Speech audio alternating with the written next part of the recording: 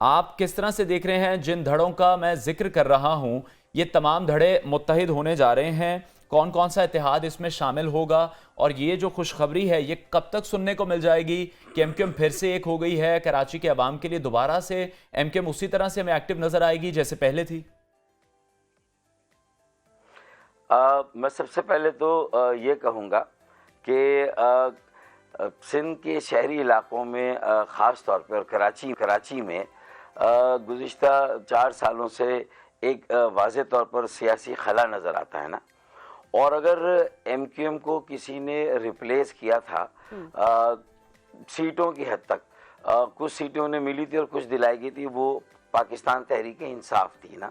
اچھا، لیکن اس کی تنظیم، نیٹ ورک، کوئی آرگنائزیشن گلیوں محلوں میں اس طرح سے ایم کیو ایم کی کمی کو پورا نہیں کر سکی جس طرح ایم کیو ایم کا ایک طریقہ تھا ایک لوور مڈل کلاس اور ایک عام لوگوں کی پارٹی بن کر گلیوں اور محلوں علاقوں میں بھی لوگوں کی بنیادی ضرورتوں کو لک آفٹر کرنا، اس کو پورا کرنا.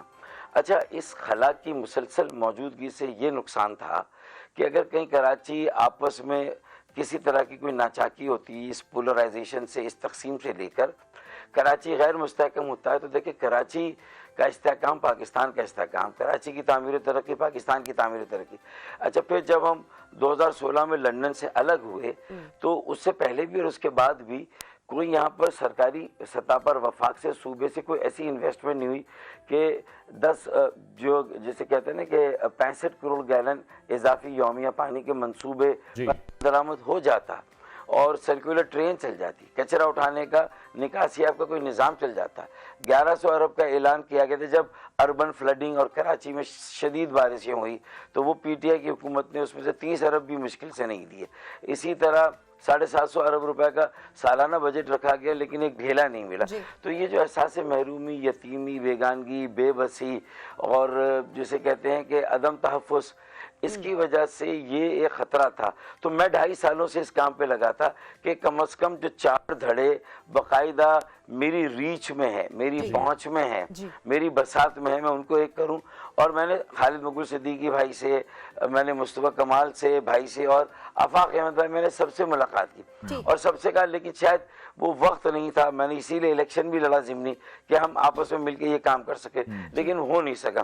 اب جب سے گورنر کامران ٹیسوری صاحب نے اس کام کا بیڑا اٹھایا ہے تو اس کی رفتار میں بہت تیزی آئی اور مجھے یقین ہے کہ اب انشاءاللہ یہ چند دنوں کی باتیں، کم از کم M Q M Pakistan, M Q M جو ہے وہ تنظیم بحالی کمیٹی اور پی ایس پی جو ہے وہ آپس میں ضم ہونے جا رہے ہیں. سر، ابھی تک جو انیشلی جو اطلاعات سامنے آ رہی ہیں، آفاق صاحب نے تو اتحاد کا حصہ بننے سے انکار کیا ہے. آپ کی ان سے لاسٹ ٹائم گفتگو کب ہوئی، کیا گفتگو ہوئی؟ پھر مصطفیٰ کمال اور خالد مقبول صدیقی کے ساتھ ہم نے ابھی تک جو اطلاعات آ رہی ہیں آفیشلی وہ یہی ہے کہ آپ کام کرنے کو تیار ہیں، خاص طور پر آپ پارٹی کے اوبیسلی سربراہ بھی رہے ہیں، سینئر بھی ہیں، تو آفاق صاحب کے حوالے سے آپ کوئی کنفرمیشن دیں گے؟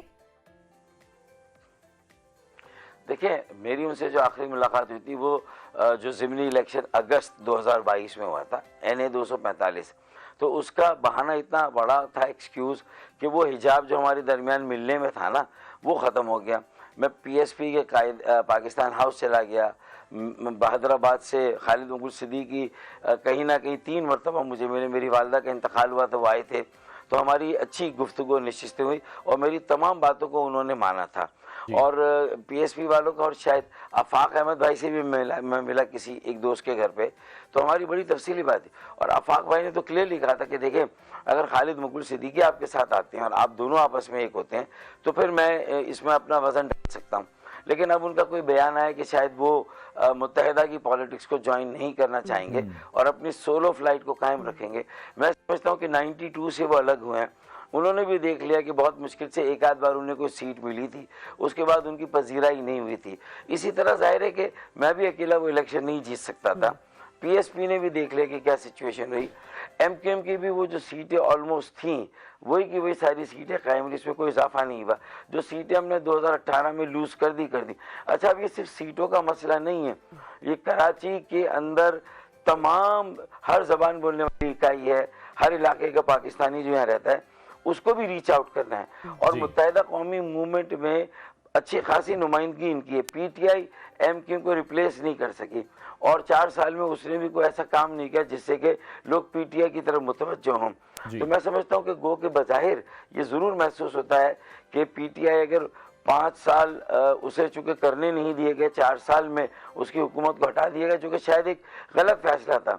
फिर एमक्यूएम ने भी पीटीआई को छोड़ के पीपल्स पार्टी को ज्वाइन के गलत फैसला किया।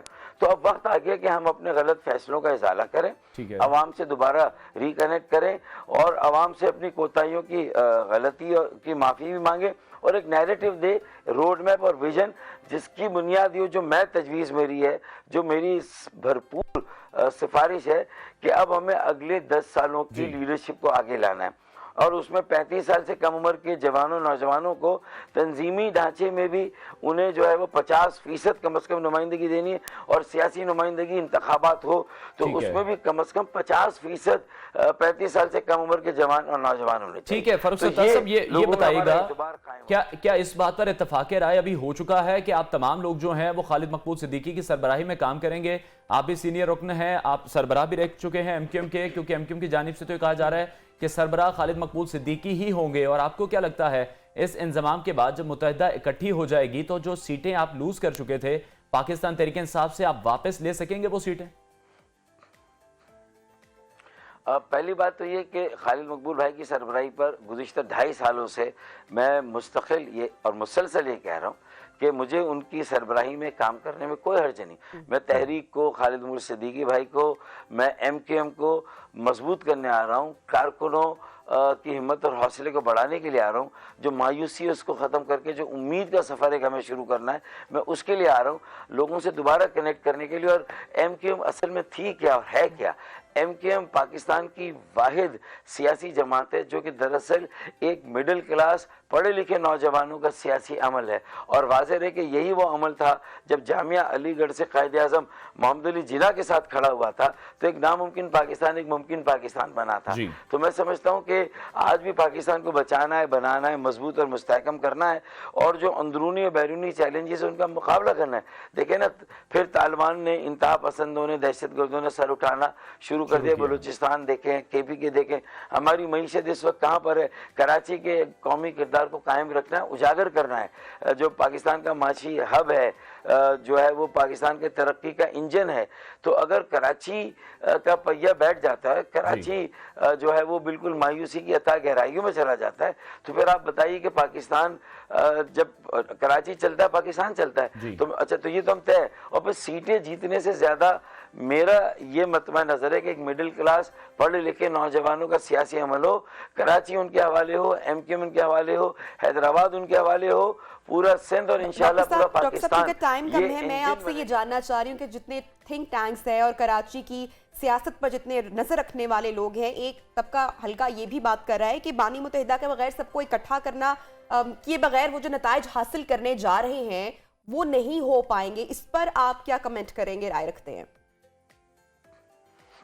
देखिए, ये इसलिए तज्जिया और तबसरा होता है, बहुत सारे दानिश्वरों और बहुत सारे जो लोग अवाम के किसी न किसी तबके में है, वो इसलिए ये बात करते हैं कि गुज़िश्ता 6 सालों में जब से मैंने एमक्यूएम को लंदन से अलग किया और एमक्यूएम पाकिस्तान कायम की, तो उस वक्त से जो जायज़ आईनी हमें सहूलतें मिलनी चाहिए थी वो नहीं मिली। उस वक्त का एक नैरेटिव अजीब व गरीब था कि शायद उस वक्त पीएसपी बहुत ज़्यादा गुड बुक्स में थी और पीटीआई जो है वो एक फेवरेट पार्टी थी जो एक नज़र आ रहा था, और एमक्यूएम की तकसीम को रोकने की बजाय उसे और हवा दी जा रही थी। कहीं ना कहीं एक्सटर्नल फैक्टर भी था। इंटरनल फैक्टर तो हमारी अपनी कमज़ोरी या कोताही है कि हम क्यों आपस में लड़ रहे हैं और अलग हो रहे हैं।